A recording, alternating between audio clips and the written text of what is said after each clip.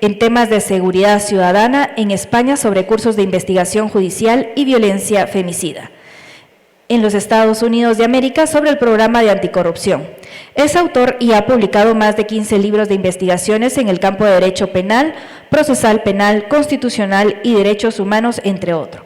Cuenta con más de 26 años de experiencia en el sistema de justicia, habiendo desempeñado cargos como secretario de Político Criminal y secretario privado en la Fiscalía General del Ministerio Público, director del Instituto de Justicia Constitucional y coordinador de letrados en la Corte de Constitucionalidad, director general del Instituto de Ciencias Forenses, vicepresidente del Colegio de Abogados y Notarios de Guatemala y actualmente director de Asistencia Legal del Instituto de la Víctima. Un fuerte aplauso otra vez. Buenas tardes a todos y a todas. Nos da gusto poder compartir con ustedes el día de hoy un tema muy importante sobre la voz de la víctima en el proceso penal y la participación, garantías y obstáculos en Guatemala.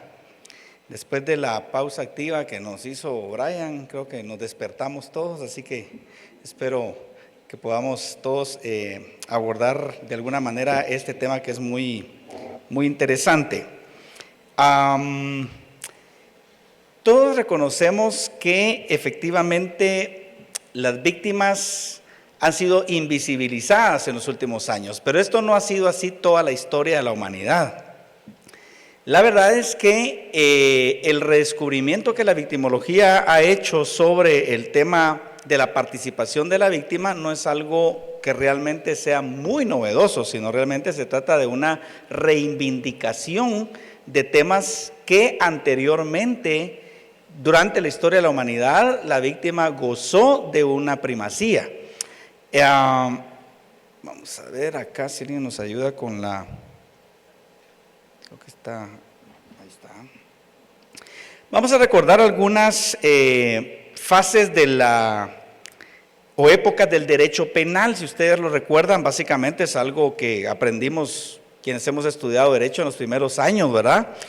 Y las primeras épocas que tenemos registradas en la historia de la humanidad hablan de una época de la venganza privada o venganza divina. Este periodo que es de la prehistoria y en las primeras civilizaciones, especialmente en la Edad Antigua, se caracterizaban por un castigo directo en el que la víctima tenía una relevancia mayor de la que generalmente nosotros podamos haber imaginado.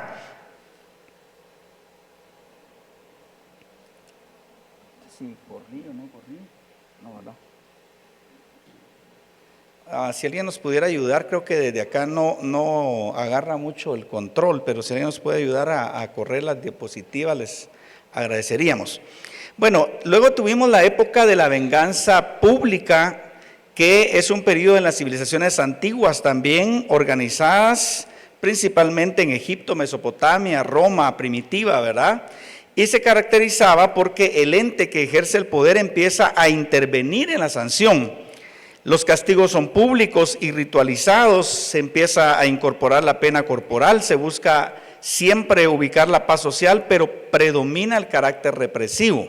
Sin embargo, es importante mencionar que durante estas fases de la humanidad, como lo vamos a ver en breve, la víctima tenía una voz fuerte dentro del proceso. Es decir, no teníamos los problemas que hoy en día vamos a mencionar y que cada uno de ustedes, sobre todo los actores del sistema de justicia, podemos determinar ahora las diversas limitaciones que tiene la víctima para poder intervenir o para poder ser escuchada.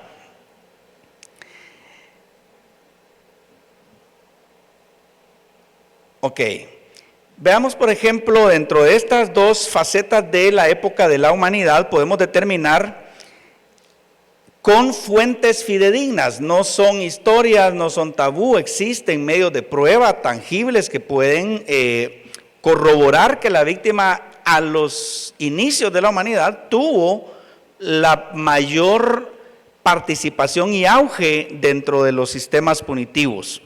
Podemos ver, por ejemplo, en la civilización sumeria, es decir, en el área de Mesopotamia, existe lo que conocemos como el código de Ur-Nammu, ¿verdad? Allí en el Museo de Londres se puede comprobar las tablillas escritos en los jeroglíficos sumerios, y podemos encontrar que efectivamente existían normas ya dentro de esta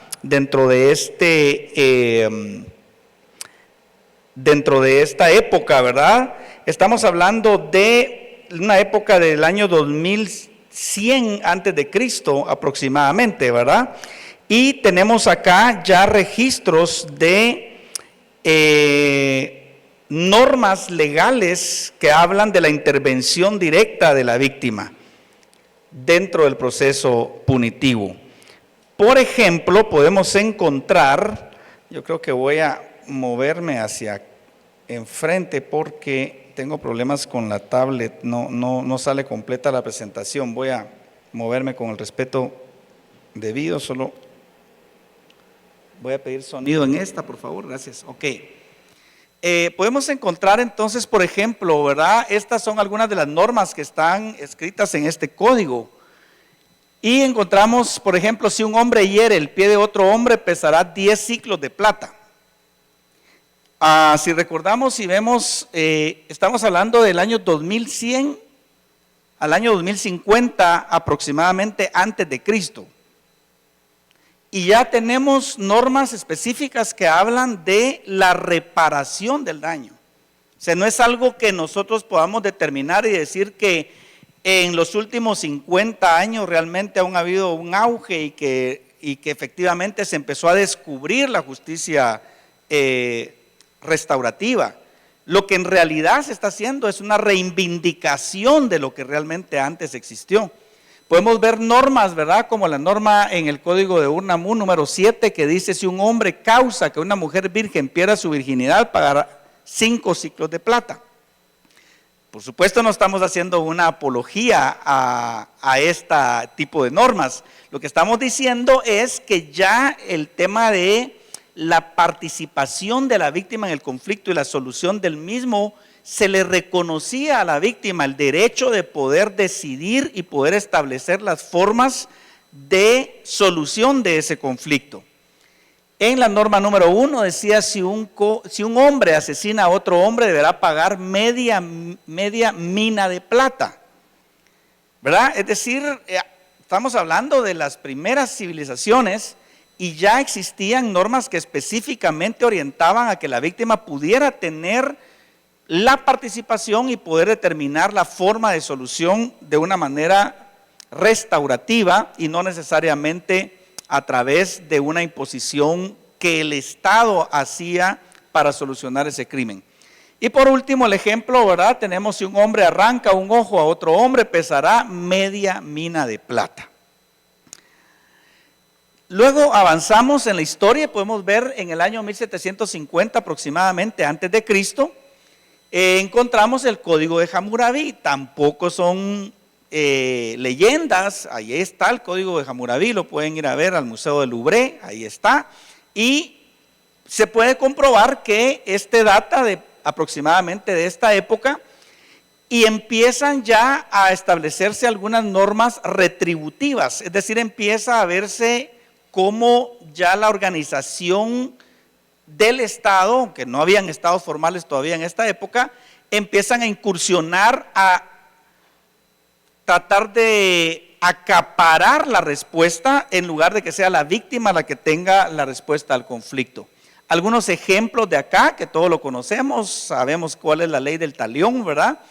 Es: si un hombre destruye el ojo de otro hombre, se destruirá su ojo, ¿verdad? Entonces, acá empezamos a ver una variación ya de lo que es la voz de la víctima dentro del proceso, sino ya una intervención estatal y orientándonos un poquito más al tema punitivo en lugar de encontrar la solución reparadora del daño.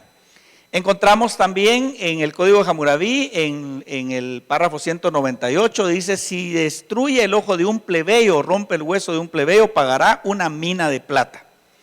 En el párrafo 229 dice: si un constructor hace una casa para un hombre y no la hace bien o no la hace firme, y la casa que construyó se derrumba y mata al dueño, el constructor será condenado a muerte. y si causa la muerte de la hija del dueño, se matará a la hija del constructor. Entonces empezamos a ver ya la invasión del poder punitivo y se le está relegando a la víctima para poder encontrar las medidas reparatorias del daño causado. Avanzando en la historia, podemos encontrar el imperio hitita, ¿verdad? En los años 1400 a 1300 antes de Cristo. Y dentro de esto también podemos hallar todavía leyes compensatorias, como los siguientes ejemplos. Si alguno o alguien hiere a una persona y la deja temporalmente incapacitada, deberá proporcionarle los cuidados médicos.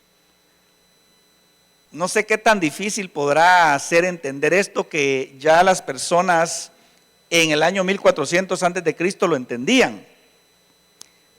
Hoy, que se supone estamos en una sociedad más moderna, cuesta entender que el Estado y el poder y el sistema de justicia que se ha organizado, y se supone que estamos en la época contemporánea, que ya hemos superado la modernidad incluso, nos cuesta poder encontrar que quien causó un daño y que el sistema de justicia que está operando para tratar de restaurar ese daño pueda realmente dar este tipo de medidas. Nos cuesta encontrar casos. Cuando encontramos casos de reparación digna, ¿verdad? Todavía nos volvemos como si descubrimos el agua azucarada y lo publicitamos y lo tenemos que colgar porque, wow, logramos una sentencia en la que efectivamente un juez logró entender que la reparación del daño era importante. Cuando acá estamos viendo que la víctima era el centro de la regulación del poder punitivo en este caso. Dice, en su lugar deberá poner a otra persona a trabajar en su hacienda hasta que se recupere. Y cuando el herido sane, el agresor deberá pagarle 6 ciclos de plata y además pagar los honorarios del médico.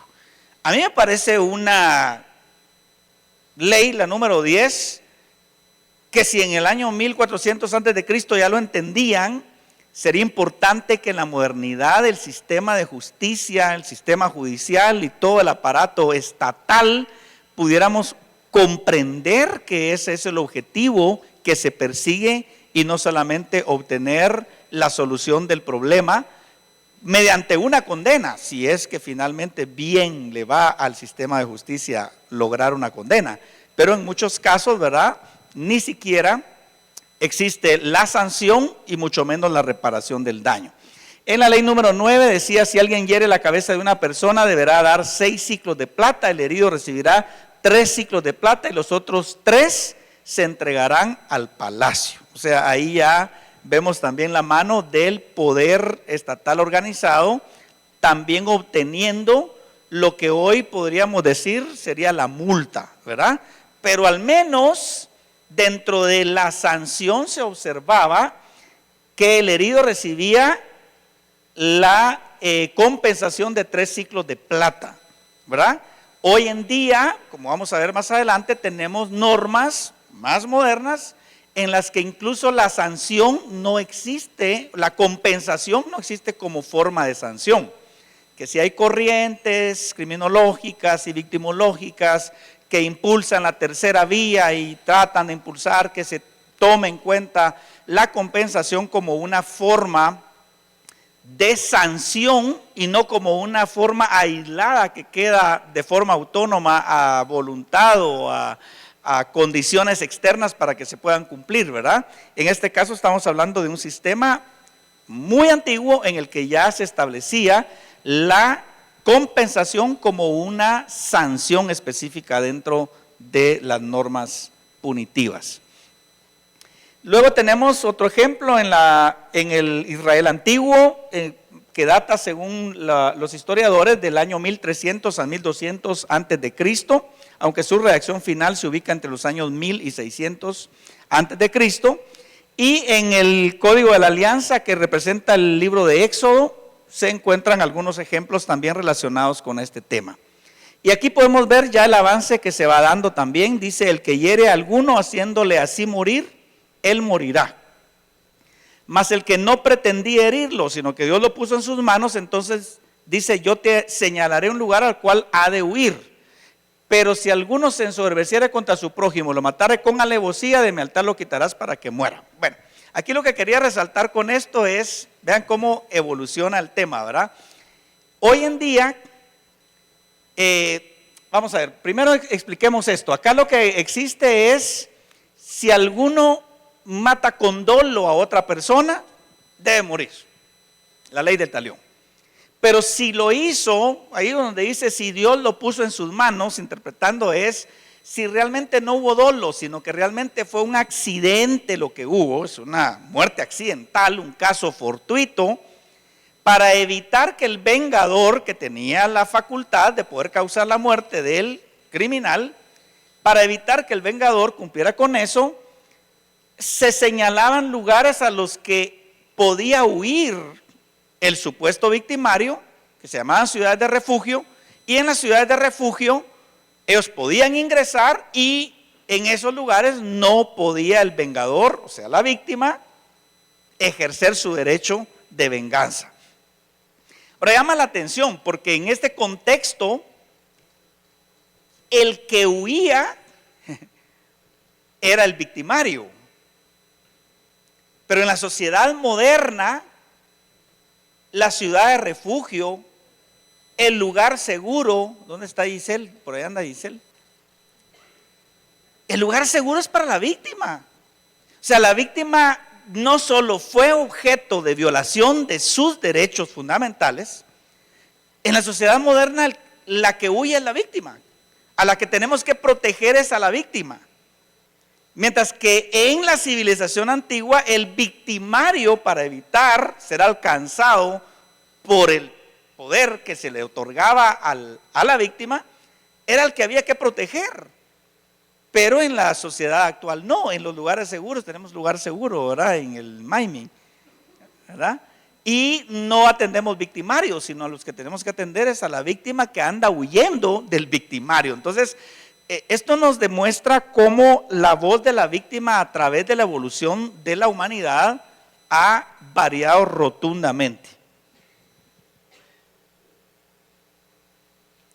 Bueno, ahí hay otros ejemplos, habla de si algunos riñeren y uno hiere a su prójimo con piedra o con el puño y éste no muriere pero cayere en cama, si se levantare y anduviere fuera de su báculo, o sea, si se recupera, será absuelto el que lo hirió, solamente debe satisfacer los daños que provocó y lo que produjo sin poder trabajar mientras estuvo para que no le curaran. Hace unos minutos atrás la directora general revelaba algo que para mí era novedoso, el tema de el impacto económico que tiene la víctima, ¿verdad? Interesante ver cómo en este caso, por ejemplo, si este tipo de normas existieran tan claras en el derecho penal moderno, ¿verdad? Ese tipo de gastos que dice que la víctima es la que incurre para poder enfrentar un proceso, perfectamente podrían ser reparados, indicando que la persona que hirió a otro, hoy serían las lesiones, ¿verdad? Provocó lesiones, pues básicamente se le calcula el tiempo que dejó de trabajar y que también debe reparar los daños como una forma de sanción, entre otros múltiples ejemplos. Bueno, pero pasa eso, son miles de años de evolución en los que la víctima tiene un rol protagónico, pero empieza a generarse ya en el siglo XVIII y a principios del siglo XIX, lo que conocimos como el derecho penal clásico. Parece que nos modernizamos y empieza a nacer el derecho penal en su estructura como ciencia del derecho. Surge la dogmática penal como herramienta principal de la ciencia del derecho penal. ¿Y la dogmática penal qué es? La dogmática penal es un método, ¿verdad? Es un método, no es un método absoluto, no son reglas absolutas, no es principios científicos específicos, sino es una construcción humana para tratar de entender y para tratar de limitar. Comprendemos, ¿verdad? Insisto, no estamos haciendo una apología a regresar a la venganza privada, no. Solo estamos haciendo la comparación de cómo el poder y la voz de la víctima se ha venido callando durante la evolución de la humanidad. Entonces surge la dogmática penal Y empiezan a surgir los primeros principios, como el principio de legalidad, el principio de proporcionalidad, la prevención del delito, y como todo empieza a regularse para tratar de regular el poder punitivo, la víctima empieza a ser desplazada. Lo decía la doctora Lima también en su intervención inicial, ¿verdad? Si lo vieron en su diapositiva, ¿verdad? Decía, la criminología clásica empieza a desplazar a la víctima. Pero estamos hablando que esto es prácticamente en el siglo XIX. Y estuvimos hablando de civilizaciones de 2300, 2400 años antes de Cristo. Estamos hablando de cuántos miles de años la víctima siempre fue el centro. Pero recientemente, ¿verdad? Principios del siglo XIX empieza esto a variar. El derecho penal positivo se desarrolla principalmente a finales del siglo XIX y todavía a principios del siglo XX, y terminan de matar el concepto de la participación de la víctima, ¿verdad? En aras de la ciencia, estudiar lo que sucede con el delito. Creo que se me acabó el tiempo, supongo, porque ya me quitaron la presentación. Entiendo la indirecta. Entonces, pero básicamente podemos decir que el derecho penal positivo, la corriente positivista, termina de matar el concepto de la voz de la víctima dentro del proceso, dentro del sistema judicial, porque se orienta a estudiar y a tratar de prevenir el crimen haciendo el estudio del delincuente. Y todos se enfocan a estudiar al delincuente, desde el punto de vista médico, desde el punto de vista sociológico, desde el punto de vista psicológico, y nos olvidamos completamente de la víctima hasta llegar al derecho penal, ya me quitaron el control, el derecho penal contemporáneo, ¿verdad? Que es donde la fase en la que estamos, y donde podemos decir que efectivamente se ha empezado de nuevo a tratar de recuperar lo que es la visibilización de la víctima. Pero estamos hablando, a mí me llama la atención, o sea, el primer instrumento que menciona a la víctima como tal, ustedes lo saben perfectamente, es su herramienta de trabajo, ¿verdad? Diaria. ¿Nace en cuándo? 1985. O sea, ni siquiera en la Declaración Universal de los Derechos Humanos, que nace como producto de las atrocidades de los crímenes grotescos que ocurrieron en la Segunda Guerra Mundial, no aparece el tema de la víctima. O sea, está la Declaración Universal de los Derechos Humanos y no aparecen derechos de la víctima como tal. Entonces, este tipo de evolución lo que nos dice, o por qué traté de abordar el tema de esta manera, es porque nosotros somos actores de cambio. O sea, nos toca, todos los que estamos acá, trabajamos con víctimas.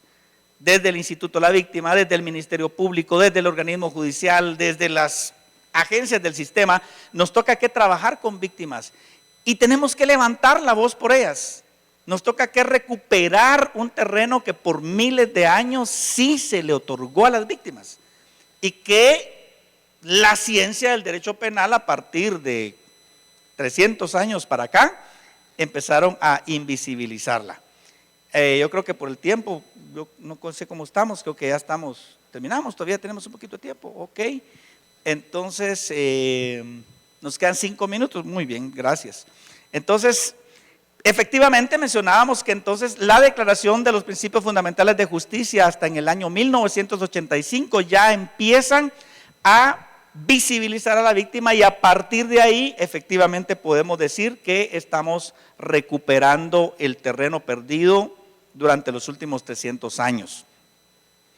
En Guatemala, que era parte de lo que nos correspondía establecer, sabemos que la reforma al decreto de las reformas incorporadas al Código Procesal Penal por el decreto 7/2011 vinieron a materializar en el caso de Guatemala la visibilización nuevamente de la víctima, y nos permite poder enfrentar de mejor manera la lucha que debemos librar en favor de la víctima. Obtenemos también, ¿verdad?, la posibilidad de que la víctima también pueda controlar la función que hace el Ministerio Público. Es un tema muy importante que esta reforma introduce, Y sobre todo, el artículo 124 establece la definición específica y el derecho a la reparación digna como un derecho. Sin embargo, ¿verdad?, tenemos todavía varios obstáculos.